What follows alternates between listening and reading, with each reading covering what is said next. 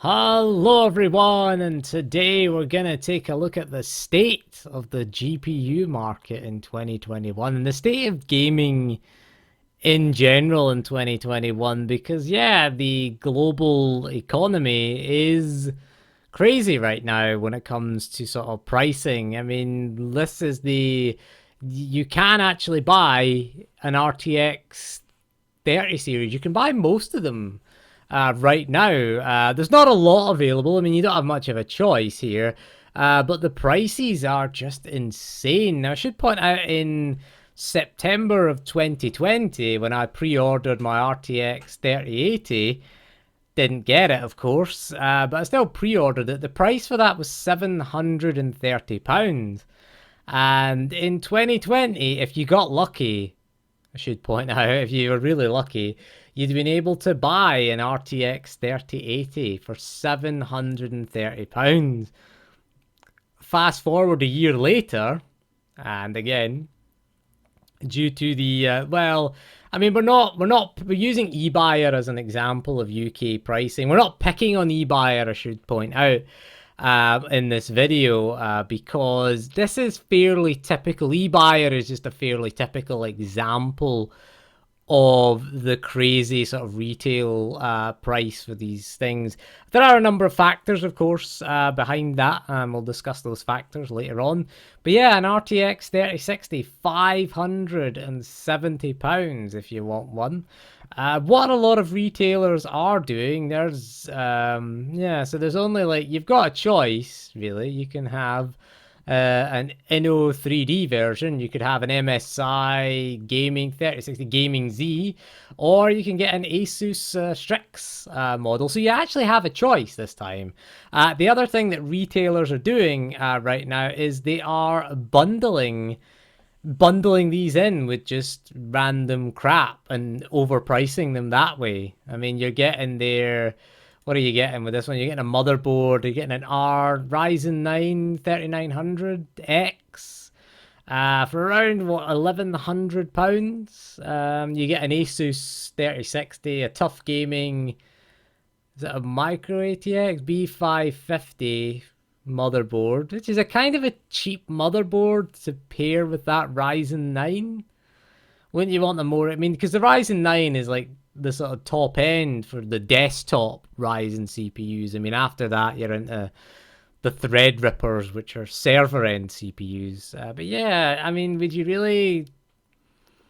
want to pair a Ryzen 9 with a B550 motherboard? I mean, to me, it seems like a kind of bare bones motherboard, really. I think they're just bundling it together as just stuff they can't get rid of. Basically, you've got a high demand product and you got crap that you can't get rid of. It is the previous generation, as it's a 3900 Ryzen. So let's just bundle it together and sell you it for £1,100. You can see here they do it again with an AMD one here. And what do you get with that? An RTX 3070 and a Ryzen 5 3600X. It's £1,300 and quite a cheap motherboard there.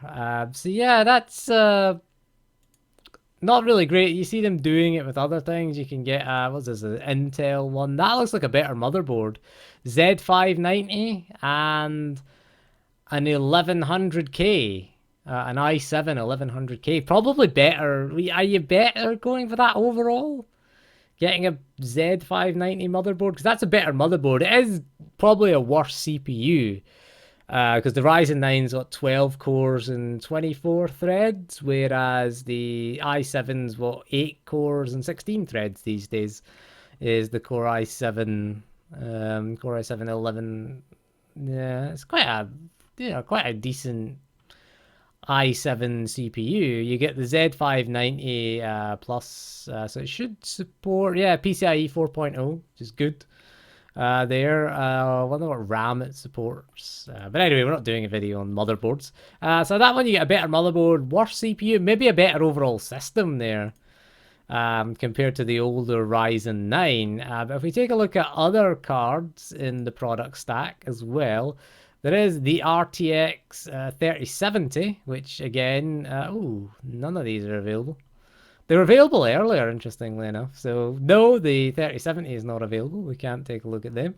Let's go take a look at, let's move up the product stack to the 3070 Ti. Wow. Yeah. 869.99. Is that the cheapest one? It's the only one there. Wow, yeah, if you want the motherboard there, it's £1,400. I think it's the same. Is that the same motherboard as the other one? No, that's an MSI Gaming Plus. It's the same CPU. Still a Z590 board, though, that you're getting for £1,400. So, maybe. But yeah, more than you could...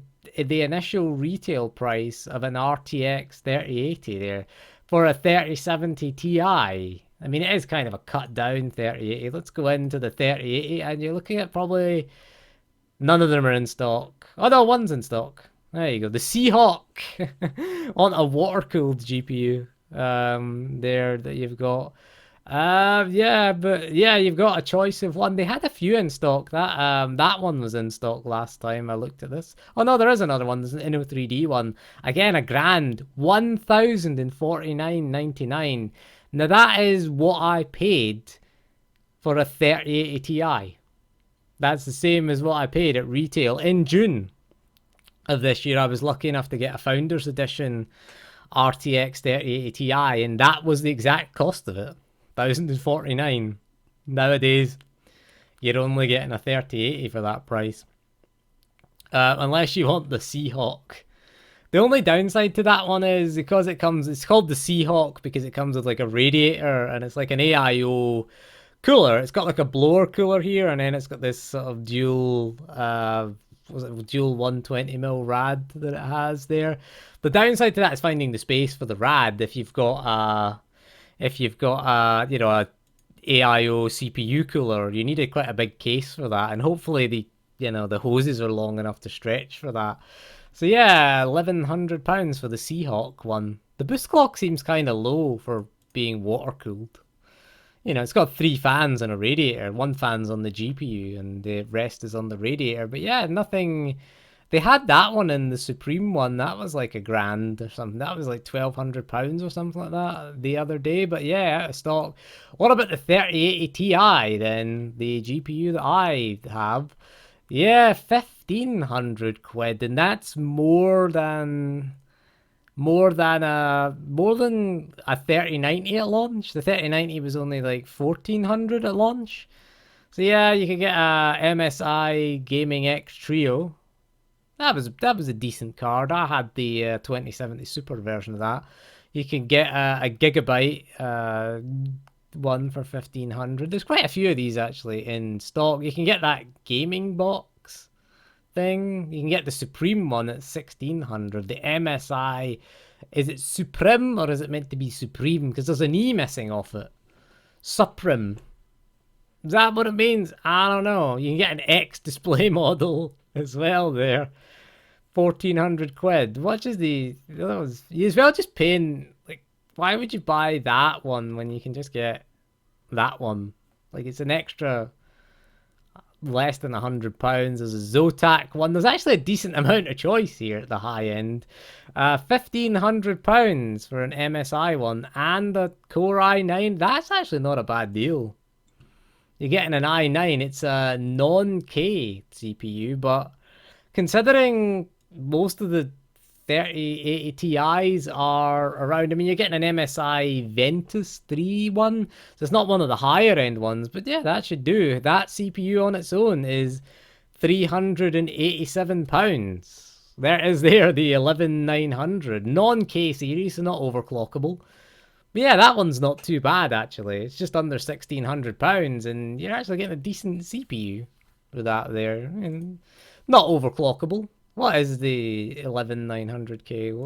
What does it do? 8 cores and 16 threads, which seems a bit low for an i9. I thought they were 10 cores and 20 threads. Interestingly enough here. Yeah, so you get 8 cores, 16 threads. It's nearly £400, this CPU. So yeah, to get that with a 3080 Ti is actually not a bad deal. That's actually the best deal we've seen here. Because yeah, that one is $1,349. So yeah, like, you're getting the CPU a lot cheaper. That one's 1500. So for an extra £70, you're getting an i9. Not bad. Not too bad. That's actually pretty good there for the CPU. And again, that one's 1519. So again, you're getting a bit of a lesser GPU, but you're getting the Core i9 thrown in there. So yeah, that's probably the best deal of the lot there in terms of PC gaming. And the interesting thing about PC gaming is it's in such a bad position at the moment in terms of these GPU prices, that you're actually maybe better off getting a gaming laptop. I mean, I just looked at the front page before I started this video, and you know, you can get you can get this Core i7, this Razer Blade 15 Core i7 10750H. I don't know the mobile Intel chips. I don't really know them. But you're getting a 3060, 6 gigs instead of 12 gigs on the laptop for £1,300. You're also getting a 1080p 144Hz display. You get 16 gigs of RAM and a 512 gig SSD. I mean, if you look at some of those other models that we looked at, the 30 series cards that we were looking at here. Is this the 30? That's a 2060. I don't want to look like. We look at some of the bundle deals here that we were looking at. You know, £1,100, and you're getting a motherboard, a CPU, and a GPU. The laptop isn't a bad deal because by the time you add, you know, a power supply, a case, and storage, you're looking at way over that. I mean, yeah, you're only getting half the VRAM. And you're also getting a monitor throwing in and a keyboard as well. You wouldn't want to use the trackpad there for £1,300. That's not a bad deal, that one. You're getting, again, 144 hertz, 1080p screen. Does it say 15.6 inches is what it is. You're getting a reasonable CPU, an i7. I don't know how many cores and threads does it have. Let's go and have a look. See what we get for our money. Core i7 10th gen, that doesn't help us out. High FPS gaming, yeah, it does have decent, should get reasonable, you know, 144 hertz. 6 cores, it just says here. Max turbo speed 5 gigahertz. Ugh, I don't, that's going to need some cooling to get there. You've also got one here, yeah, this one's under £1,000. It only has 8 gigs of RAM. It's got an i7 11370H. 8 gigs of RAM is going to be a problem. I mean, modern laptops tend not to be upgradable. But again, you're still getting a 1080p 144Hz display and an RTX 3060.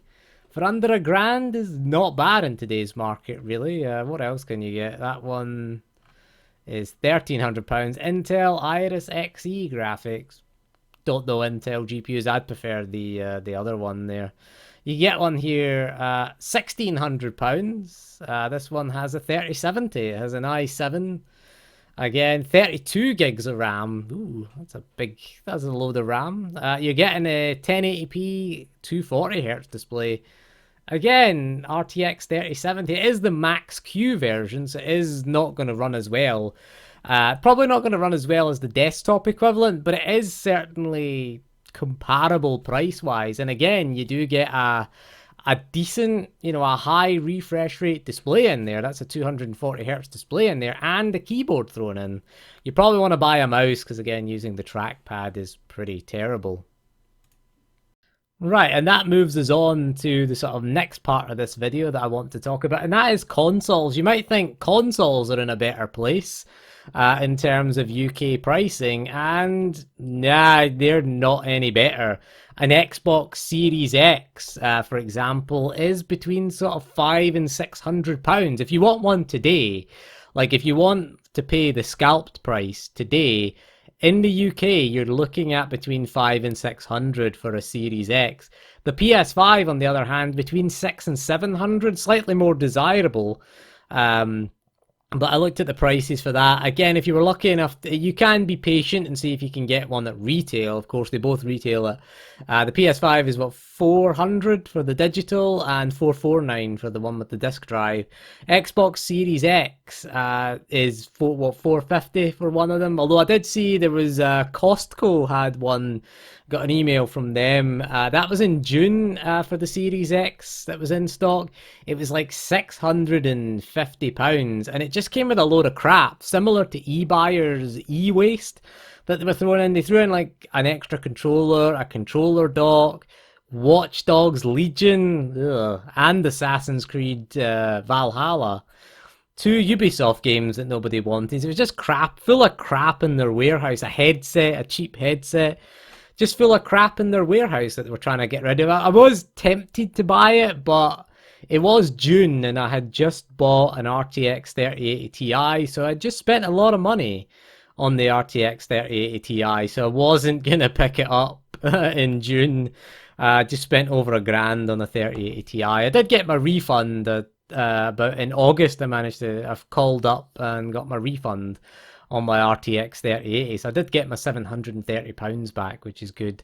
So I might look at getting a Series X. Ideally, if you want in 2021, the best value gaming device that you can buy, all things considered, we have to say is the Xbox Series S. That is the ultimate in terms of price to performance.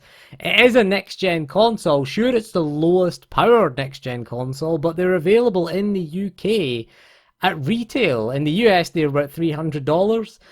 In the UK, they're about £250. And that price, in this day and age, makes it the best choice for gaming in 2021. You can go down the PC route. We talked about the laptops. They're an option. They're going to be, again, north of £1,000, really, for your laptop. Pre-builts are another option for PC gaming as well, but they're sort of north. If you want a 3070, they're about two grand, between 2 and 3 grand. For a pre-built, because again, the reason why the prices are so bad is it is the laws of supply and demand. There is a shortage of silicon in the world, shortage of chips in the world, and demand is pretty high, supply is low. So again, that of course, simple economics means that the price is high. So it's not really, you could argue, are the eBuyer and Overclockers and Novatech, Scan and all the other companies that are in the UK, are they just price gouging us? I would say no, because again, and same with the manufacturers like MSI and Asus, etc. The cost of the components is a lot higher than it was this time last year. Again, demand is high, supply is low, so the cost of components goes up. Add that to the cost of shipping, like getting a container on a ship costs significantly more than it did in 2020. Again, there's a lot of other issues, economic issues for that. That ship that got stuck in the Suez Canal didn't help things as well. There was a lot of external factors. Brexit is another factor here in the UK. Again, there's shortages of food in the UK here, or food on the shelves of supermarkets here in the UK, because they can't get enough delivery drivers to deliver it. So that does affect the supply chain. So that is making it more expensive. Certainly, again, the shipping container price is more to do with that, because these cards are made, most of them are made in China, and then they're shipped all over the world. So if it's costing companies more to ship it, then it is going to increase the price, and they're also increase the price of delivery charges for the websites as well, due to the shortage of haulage, drivers, lorry drivers, etc. So that is having an impact, and that's why we're paying huge amounts of money, and it just makes the Series S the bargain of the year when it comes to gaming. Yeah, it's not perfect, but ultimately that's the best price to performance. That's the price to performance king. It used to be like the GTX 1060, like buying a mid-range PC last gen with a GTX 1060 and like a quad-core i5 or a 6-core Core i5 a few years ago would have been the ultimate price to performance king. But now that has shifted. PC gaming is sort of way out of reach. Console gaming at 4K has also slipped out of reach, and it means that the best choice, by default, if nothing else, just because it's the only system that's available, you can go and buy an Xbox One S, sorry, an Xbox Series S in the UK right now. I could buy one from Amazon and get it delivered tomorrow. Right now for $249.99. I'm not really going to buy one because I already own an Xbox One X, and I don't think it's worth the upgrade. You're trading a worse GPU for a better CPU, essentially, and no disk drive. That's another big thing. But yeah, the Xbox Series S is the best bang for our buck. All things considered, I guess, bang for your buck. CPU, GPU combination. You've got an SSD in there as well. No disk drive is a shame there. But yeah, and you've also got Game Pass as well, which makes it better value. So it's kind of sad to see the state of PC gaming. Hopefully some things are out of the company's control, some things aren't. And again, this is going to last for at least until 2023. So it's looking like not a great time to just be in gaming in general. It's not a PC gaming problem solely, but it is, again, it's just the way the global economy is due to the pandemic and various other factors there. That we're not really going to get into the economics there. We did get into it a little bit. But anyway, that is all for this video. So thank you for joining me. And yeah, it's kind of depressing. Sorry to end on a depressing note. If you were lucky enough to get a console or a GPU at retail price, then yeah, you won the lottery. I won the lottery twice, I should point out. I did manage to get a PS5 at retail and a 3080 Ti at retail as well. So I got lucky twice, which is, decent. We'll see if we can get a Series X and try it out. Series S might buy one to try out because, it might be just as a curiosity kind of thing. But anyway, that is all for this video. So thank you for joining me. We'll see you again soon, and goodbye.